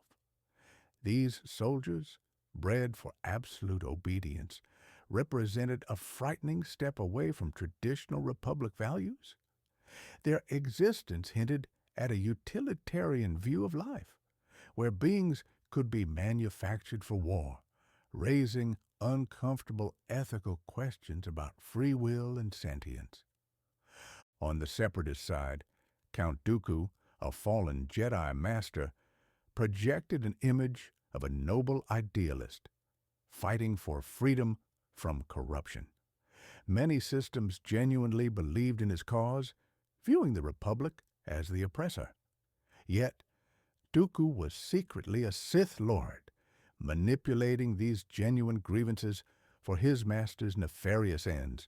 This meant that countless beings on both sides, believing they fought for righteousness, were merely pawns in a grander, darker game. The true enemy was not a visible army, but a subtle, cancerous presence poisoning the galaxy from within. The war also forced heroes to make morally ambiguous choices. Jedi, in their desperate attempts to end the conflict, sometimes employed tactics or made alliances that, in peacetime, would have been unthinkable. The lines between what was necessary for victory and what truly upheld Jedi ideals grew increasingly indistinct. Trust became a scarce commodity. Paranoia began to fester, and even within the Jedi Order, debates arose about the very nature of their involvement in the conflict. Were they still guardians of peace, or had they become instruments of war? By the time the Clone Wars reached their climactic conclusion, the galaxy was utterly worn down by relentless conflict. The vibrancy of the Republic had faded, replaced by a pervasive exhaustion. Civilian morale plummeted, cynicism was rampant, and a deep longing for any form of lasting peace, regardless of the cost, settled over the populace. The war, rather than resolving the galaxy's problems, had only exacerbated them, weakening institutions, eroding trust, and creating a power vacuum ripe for exploitation. The protracted struggle had inadvertently softened the galaxy for an authoritarian transition, making the promise of order, even absolute order, seem like a welcome relief after years of ceaseless chaos. The relentless conflict stripped away illusions, hardened hearts, and quietly, insidiously, prepared the entire galaxy for the tyranny that lay just beyond the horizon. Palpatine's manipulation and the slow seduction of Anakin. As the Clone Wars raged, consuming the galaxy in fire and despair, a far more insidious and personal battle was being waged in the shadows. The slow, deliberate seduction of Anakin Skywalker by Supreme Chancellor Palpatine. This was the culmination of a meticulously crafted, decades-long plan by Darth Sidious, a masterpiece of psychological manipulation designed to turn the prophesied chosen one into the ultimate instrument of the dark side. It was a gradual descent, a chilling unraveling of a heroic spirit under the relentless honeyed words of a master deceiver. Imagine Palpatine, seemingly the benign, aging politician, the sympathetic mentor to young Anakin. From Anakin's earliest days as a Padawan, Palpatine had cultivated a unique relationship with the boy.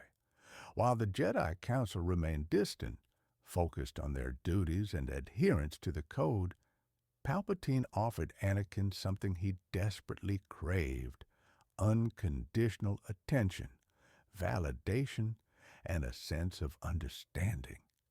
He praised Anakin's exceptional talents, nurtured his ambitions, and listened patiently to his frustrations with the Jedi Order's perceived rigidities.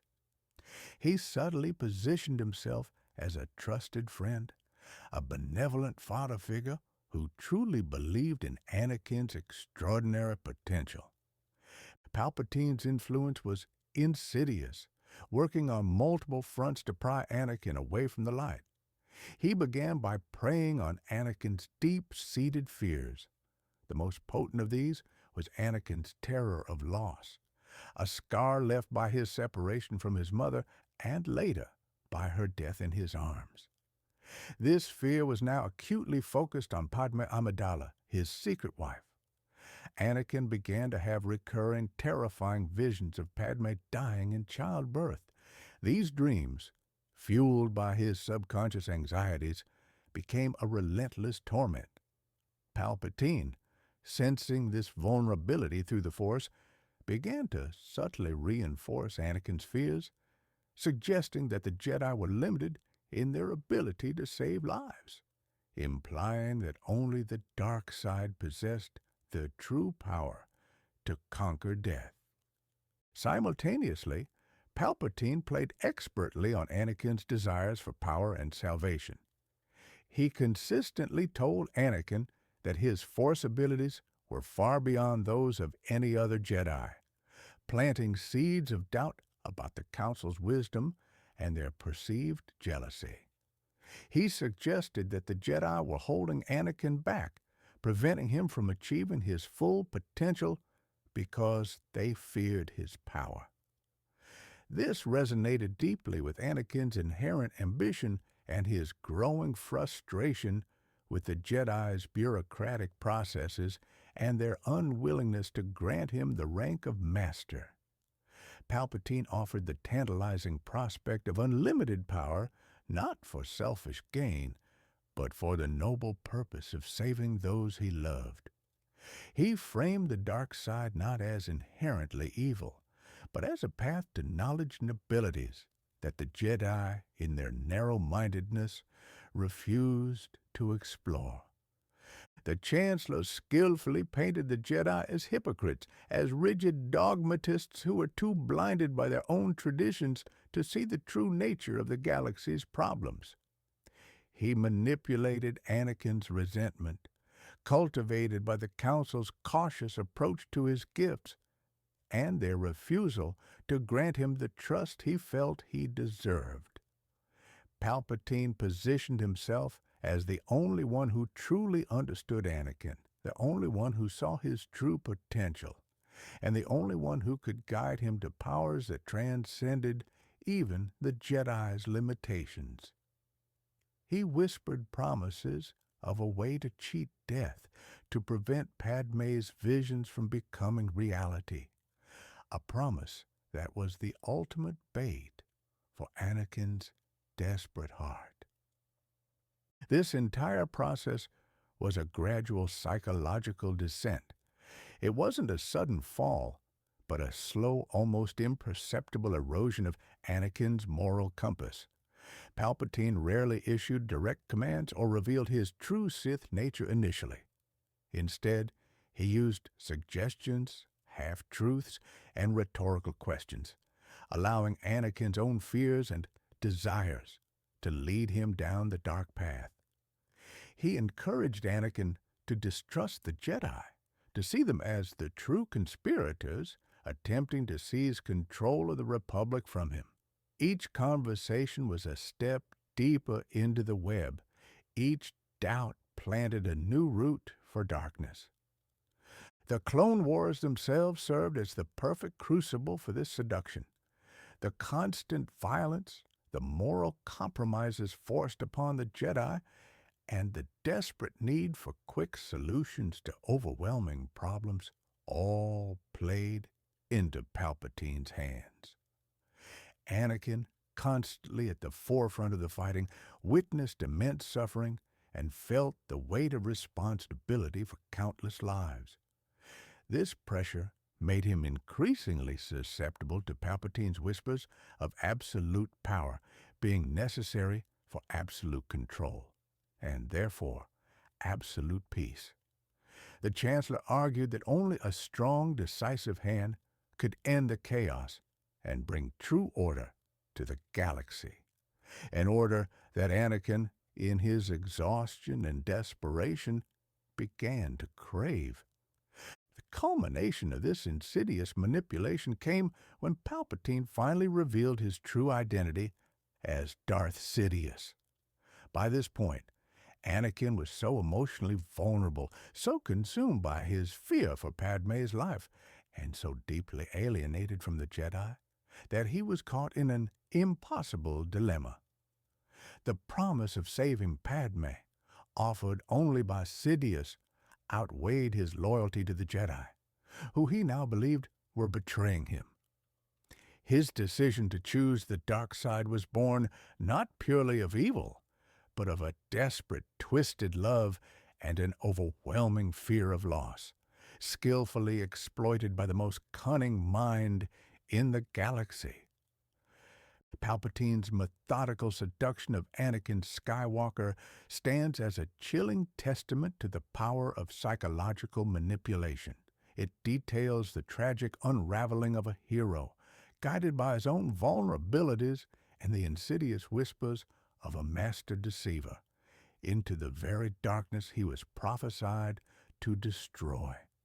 It reveals how the lines between love and possessiveness, power and salvation, could be so expertly blurred, leading to the gradual heartbreaking descent that would plunge the galaxy into its darkest hour. Order 66, The Betrayal and the End of the Jedi. As the Clone Wars reached their horrifying zenith and Palpatine's grand plan neared its chilling fruition, the galaxy bore witness to an act of betrayal so profound, so sudden, that it would forever shatter the foundations of peace and justice. This was Order 66, not merely a command, but a pre-programmed, devastating sequence embedded deep within the minds of every clone trooper, designed to turn them against their Jedi commanders in an instant.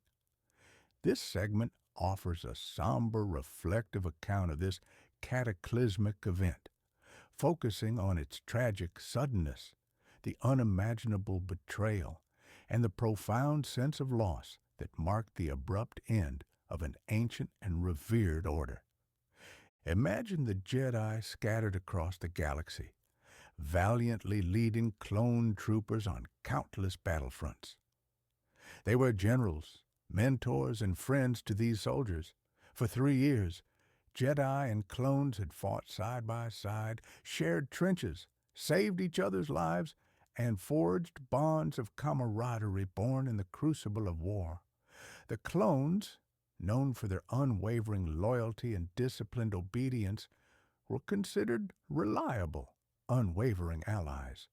The Jedi trusted them implicitly, seeing them as the loyal defenders of the Republic, just as they themselves were. This trust, so patiently built, was about to be obliterated in a single devastating moment. The command, "Execute Order 66," was uttered by Darth Sidious at the precise opportune moment. It was a fail-safe, a final crucial step in his grand design to dismantle the Republic and eradicate the Jedi. Upon hearing it, a hidden biochip, implanted in every clone trooper's brain during their infancy on Kamino, activated. The chip suppressed their individual personalities, their learned camaraderie, and their free will, overriding all higher thought with a single overriding directive: eliminate the Jedi. The tragic suddenness of the betrayal was its most horrifying aspect. There was no warning, no hesitation, no opportunity for the Jedi to comprehend what was happening. One moment, a Jedi Master might be issuing orders to their clone commander. The next, the commander would turn, blasters firing, their faces devoid of emotions, their eyes reflecting only cold, programmed obedience. Obi-Wan Kenobi, leading the charge on Utapau, suddenly found himself under fire from his own troops. Master Plo Koon's starfighter exploded from a volley fired by his wingmen. Ki-Adi-Mundi, surrounded by his loyal infantry, was cut down from behind. Grand Master Yoda, meditating on Kashyyyk, felt the profound tremor in the Force as the sudden onslaught of betrayals swept across the galaxy. Visualize these countless isolated moments of terror and incomprehension. A Jedi turning to face their loyal clone captain, only to see the muzzles of blasters aimed directly at them. A Jedi healing a wounded trooper, only to be struck down by the very soldier they aided. The screams of surprise, the flashes of lightsabers ignited in desperate defense, the sudden, chilling silence that followed as thousands of lights went out in the Force, all within minutes. The betrayal was absolute, cold, and utterly merciless. The clones, stripped of their individuality by the chip, were not acting out of malice, but out of programmed compliance, making the act even more devastating. Their loyalty, once a shield for the Jedi, became a precise, surgical blade. This was not just a military maneuver, it was the abrupt end of an ancient order. For 1,000 generations, the Jedi had been the guardians of peace and justice, their presence a constant in the galactic tapestry. Their temple on Coruscant, a symbol of their enduring legacy, became a slaughterhouse, its sacred halls filled with the echoes of lightsaber clashes and the cries of the young and defenseless. Younglings, innocent and still learning, were mercilessly cut down, representing the chilling efficiency of the purge. The vast majority of the Jedi, dispersed across the galaxy on various fronts, were caught unawares, their connection to the Force obscured by the cloud of the dark side, unable to foresee their impending doom. The profound sense of loss that emanated from this event rippled through the Force itself. Those few Jedi who survived, like Yoda and Obi-Wan, felt the agonizing extinguish of thousands of Force signatures, a cosmic scream of pain and despair. It was the collapse of a spiritual lineage, the violent severing of a connection that had spanned millennia. Their wisdom, their compassion, their very existence was systematically erased in a single orchestrated blow. The sudden void left in the Force was palpable, a chilling emptiness, where once there had been light and harmony. Order 66 was the ultimate betrayal of trust, orchestrated by the very supreme chancellor whom the Jedi had so fiercely protected. It demonstrated the horrifying culmination of Palpatine's long game, weakening the Republic through war, isolating the Jedi, and then eliminating them with their own loyal soldiers. It left the galaxy open, defenseless against the tyranny that would follow, with the light of the Jedi extinguished and the dark side reigning supreme. The silence that fell across the galaxy after Order 66 was not one of peace, but of profound, desolate loss, signaling the dark new beginning for the nascent Galactic Empire. Darth Vader's birth and the Emperor's reign. From the ashes of the Jedi Order's violent demise and the smoldering ruins of the Republic rose a new, terrifying power, embodied by a figure of immense tragic significance, Darth Vader. This segment describes the agonizing, solemn transformation of Anakin Skywalker into the dark enforcer of tyranny, focusing on the chilling purpose he now serves and the swift, brutal establishment of the oppressive Galactic Empire. It is a moment of profound cosmic shift, where hope recedes and the long night of imperial rule begins. Imagine the aftermath of Mustafar, the volcanic planet where Anakin Skywalker, consumed by hatred and driven by the dark side, faced his former master and brother, Obi-Wan Kenobi. The duel, a brutal clash fueled by despair and betrayal, left Anakin horrifically dismembered and burned, a shattered husk of his former self. His very existence was now defined by pain and suffering, a deliberate choice by his new master, Darth Sidious, to ensure his complete dependence and unwavering loyalty. The operating theater on a hidden Imperial facility became the crucible of this dark rebirth. Picture the chilling process. The grotesque, charred body of Anakin Skywalker being encased in a menacing black suit of armor. The rasping breath that accompanies him for the rest of his life, a constant mechanical reminder of his near death and his new, tortured existence. The helmet, a dark, featureless mask, permanently obscuring the once expressive face of Anakin, symbolically severing him from his past, his humanity, and his very identity. This was not a mere change of attire. It was a physical and spiritual transformation, a deliberate act of mutilation designed to strip away everything that was once Anakin and leave only Darth Vader, the ultimate weapon of the dark side. The moment his life support engaged, the rasping breath echoed, not merely as a sound, but as the chilling, guttural gasp of a monster being born. With the Jedi purged and Anakin Skywalker irrevocably twisted into his new dark form, Darth Sidious, now openly embracing his public identity as Emperor Palpatine, moved swiftly and ruthlessly to consolidate his power. In a dramatic address to the Galactic Senate, he painted the Jedi as traitors who attempted to overthrow the Republic and himself, their benevolent leader. The fear and exhaustion from the Clone Wars had perfectly primed the galaxy for this moment. Weary of conflict, disillusioned with the Republic's inefficiency, and terrified by the supposed Jedi betrayal, the senators, in a moment of misguided trust and desperation, cheered as Palpatine declared the formation of the First Galactic Empire. This was the chilling establishment of the oppressive Galactic Empire. No longer a democracy, no longer a beacon of freedom, the galaxy was now under the absolute dictatorial rule of a single malevolent entity.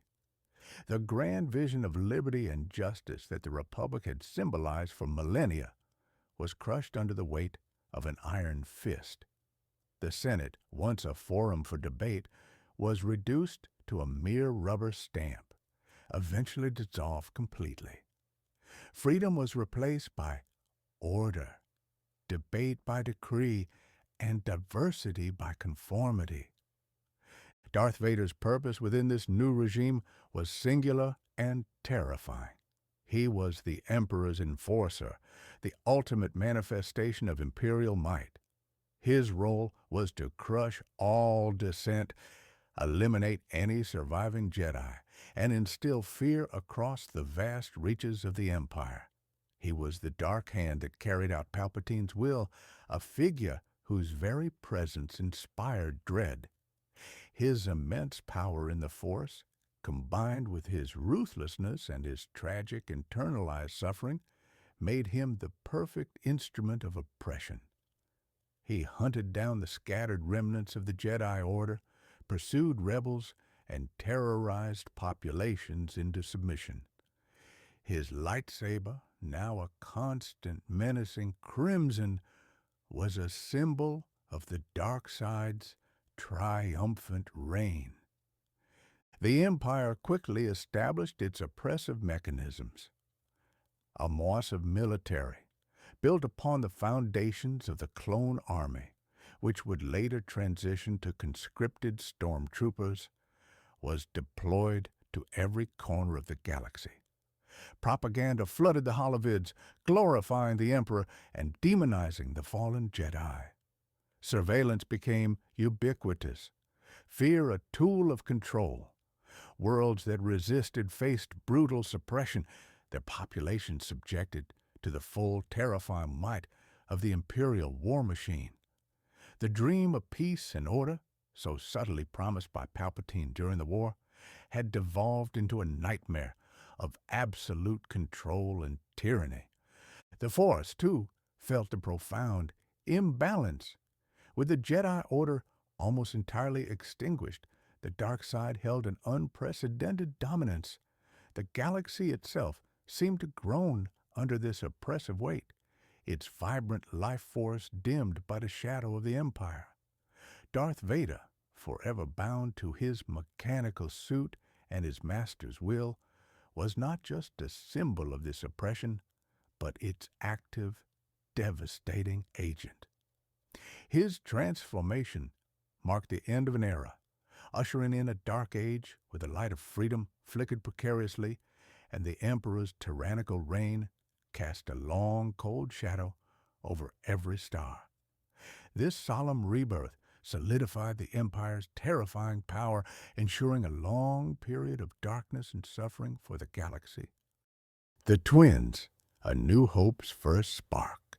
Even as the galaxy was plunged into its deepest despair, even as the Galactic Empire solidified its iron grip, and even as Anakin Skywalker was tragically consumed by the darkness of Darth Vader, a faint, yet incredibly powerful spark of hope ignited in the quietest corner of the cosmos.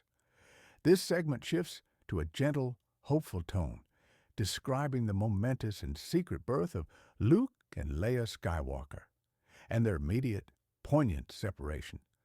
They represent the resilient, enduring glimmer of light in a galaxy now seemingly swallowed by the vast, oppressive shadows of the Emperor's reign. Imagine a secluded, peaceful medical facility on the asteroid Polis Massa, far from the prying eyes of the nascent Empire. Here, in a moment of profound sadness and quiet courage, Padme Amidala, her heart broken by Anakin's betrayal and transformation, gave birth to twins. Her last conscious moments were filled with sorrow, yet also of fleeting, desperate hope. "There's good in him," she whispered, clinging to the fading essence of the man she loved, even as his dark transformation claimed her life. Her death, brought on not by physical injury, but by a profound loss of will to live in a galaxy consumed by darkness, was a tragic final act in the prequels drama. The birth of Luke and Leia was an event of immense cosmic significance, yet it occurred in utter secrecy, known only to a handful of trusted individuals: Obi-Wan Kenobi, Yoda, and the brave Senator Bail Organa of Alderaan. These guardians of the light, the last vestiges of the old Republic and the Jedi Order, understood the precariousness of their existence and the terrifying power of the newly established empire. They knew that if the Emperor, or more terrifyingly, Darth Vader, ever discovered the existence of Anakin's children, they would be immediately hunted down, either to be destroyed or corrupted and used as instruments of the dark side. Thus began the heartbreaking yet necessary act of separation. To protect these precious newborns, who embodied the Force's enduring will for balance, a desperate plan was conceived. The twins, products of the Chosen One, possessed an immense inherent connection to the Force, a beacon that needed to be hidden from the hungry gaze of the Sith. It was decided they must be separated, their existence concealed on distant, unassuming worlds far from the Emperor's reach and Vader's pervasive shadow. Their names, their lineage, their very existence had to be erased from galactic records and memory, becoming whispers known only to a chosen few. Leia Organa, beautiful and strong, was adopted by Senator Bail Organa and his wife, Queen Breha Organa, of the peaceful and diplomatic world of Alderaan. She would be raised as a princess, steeped in the ideals of democracy and compassion, shielded by the prestige and neutrality of her adoptive parents. Alderaan, a bastion of peace and culture, seemed the perfect place for her to grow up, unaware of her true heritage, yet subtly nurtured by the very principles her birth father had tragically abandoned. Her destiny, though hidden, would be intertwined with the burgeoning spirit of rebellion that would one day challenge the Empire. Luke Skywalker, on the other hand, was taken to the desolate, remote desert world of Tatooine, the very place of his father's childhood. He was entrusted to the care of his father's step-siblings, Owen and Beru Lars, simple moisture farmers who would raise him in obscurity, far from the conflicts of the galaxy. Obi-Wan Kenobi, now in self-imposed exile, would watch over him from a distance, a silent guardian in the vast, unforgiven desert. Luke would grow up unaware of his powerful lineage, dreaming of adventure, his immense force potential dormant, yet simmering beneath the surface, waiting for the opportune moment to awaken. This dramatic separation, though painful, was an act of profound hope. It ensured that the Emperor's victory was not absolute, that a seed of defiance, a potential for restoration, still existed. Luke and Leia represented the faint but enduring spark of hope in a galaxy plunged into unimaginable darkness. They were the tangible embodiment of the prophecy's continuing promise, a latent power of the light side waiting to challenge the overwhelming dominance of the dark. Their very survival, kept secret from the greatest powers in the galaxy, was a testament to the Force's subtle will, a quiet defiance against the tyranny that sought to extinguish all light. Their individual journeys, far removed from each other, would shape them into the distinct heroes they were destined to become, each unknowingly carrying half of a critical legacy. The galaxy, under the oppressive boot of the Empire, knew nothing of these two infants, unaware that its very salvation lay hidden in plain sight. two small lights quietly burning, patiently awaiting the day they would inevitably ignite and rekindle the flames of rebellion. Their birth, therefore, marks the quiet, yet immensely significant beginning of a new hope for a galaxy shrouded in despair. The legacy of the prequels, seeds of the original trilogy. As our quiet journey through the lore of the Star Wars prequel era draws towards its contemplative close, we arrive at a profound understanding. These events, fraught with political intrigue, devastating war, and personal tragedy, were not merely a prequel, but the foundational crucible from which the beloved original trilogy would inevitably emerge. Every subtle shift, every grand design, every heartbroken choice meticulously laid the groundwork, scattering the seeds that would blossom into the iconic struggle of the rebellion against the Empire. This segment offers a quiet reflection on this intricate tapestry, connecting the overarching themes of balance, prophecy, and the resilient nature of hope across generations, revealing the deep narrative resonance between the two sagas. Consider first the most obvious and monumental shift, the fall of the Galactic Republic and the rise of the Galactic Empire. The prequels detail, with agonizing slowness, how a seemingly unbreakable democracy could be systematically dismantled from within. Palpatine's machinations, his exploitation of the Trade Federation's greed, the Separatist movement's genuine grievances, and the Republic's own bureaucratic inertia, all combined to create the perfect storm. The Clone Wars, supposedly a defensive measure, were in reality the very tool that hollowed out the Republic's democratic principles, granting Palpatine emergency powers that he would never relinquish. By the time of A New Hope, the vibrant, diverse Republic is a distant memory, replaced by the grim, monolithic, and brutally efficient Imperial machine. The galactic map is no longer dotted with free systems, but covered by the oppressive reach of star destroyers and Imperial governors, a direct consequence of the prequel era's political unraveling. Then there is the central poignant tragedy, Anakin Skywalker's transformation into Darth Vader. The prequels painstakingly lay bare the journey of a kind, powerful, yet deeply flawed young man, driven by love and fear into the terrifying cybernetic enforcer of the Emperor. Vader, in the original trilogy, is a figure of pure menace, the Dark Lord, a symbol of absolute evil.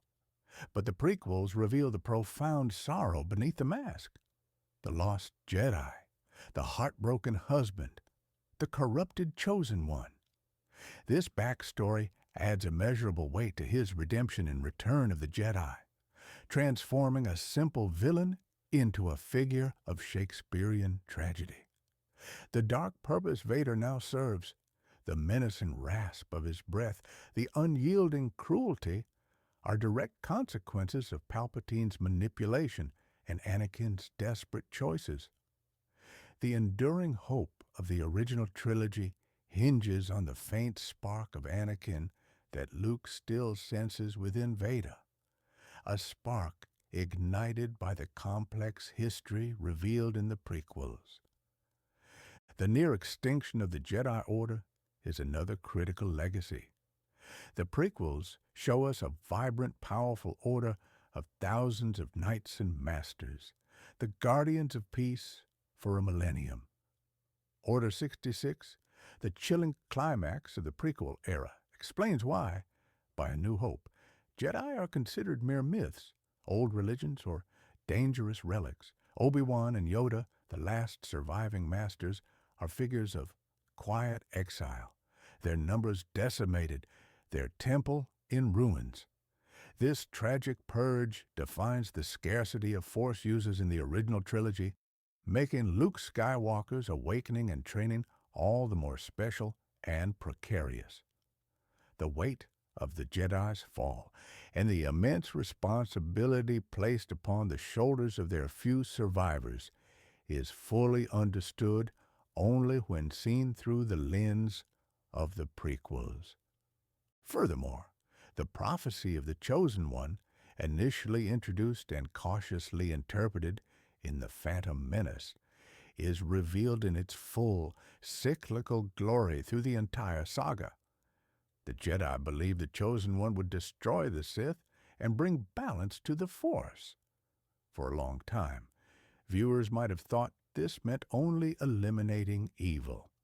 However, the prequels show Anakin unbalancing the Force by falling to the dark side and enabling the Sith's reign. It is only in Return of the Jedi when Darth Vader, the corrupted Anakin, ultimately fulfills the prophecy by destroying both himself and Palpatine that true balance is restored. The prequels illuminate that balance was not simply light overcoming dark, but the removal of the cancerous influence of the Sith, allowing the natural equilibrium of the Force to reassert itself. Anakin's entire tragic arc, from innocent boy to terrifying Sith Lord and then redeemed father, is predicated on this ancient prophecy, making his journey the central spine connecting both trilogies. Finally, and perhaps most importantly, the prequels lay the ultimate foundation for the resilient nature of hope across generations. When Luke and Leia are born and separated in Revenge of the Sith, they are mere whispers of potential in a galaxy suffocated by tyranny. The prequels establish their secret lineage, their immense Force potential inherited from their father, and the desperate gamble of Obi-Wan and Yoda to hide them. This secret, held for 2 decades, becomes the driving force of the original trilogy. Luke's naive idealism and Leia's fierce leadership are direct continuations of the lost spirit of the Republic and the Jedi. They are the new hope that emerges directly from the despair of the prequel era, demonstrating that even in the darkest times, the Force will find a way to reassert the light.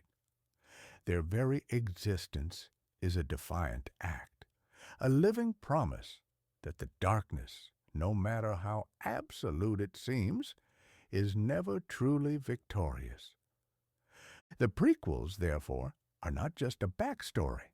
They are the essential, emotional, and thematic prologue to the grand saga. They provide the context for Vader's torment, the rebellion's necessity, the Jedi's plight, and the ultimate triumph of hope.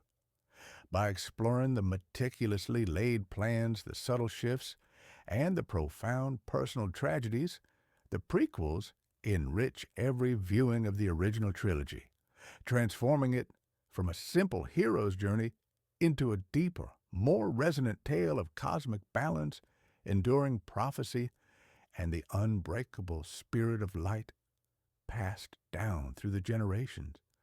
It is a quiet reflection on how the seeds of galactic destiny, sown in sadness, ultimately blossomed into salvation. Conclusion. As our tranquil journey through the prequels' lore concludes, may the gentle hum of the Force continue to cradle you. Let these tales of balance and destiny deepen your restful state. Drift now into the profound calm of slumber, knowing the galaxy finds its peace. May the Force be with you as you rest.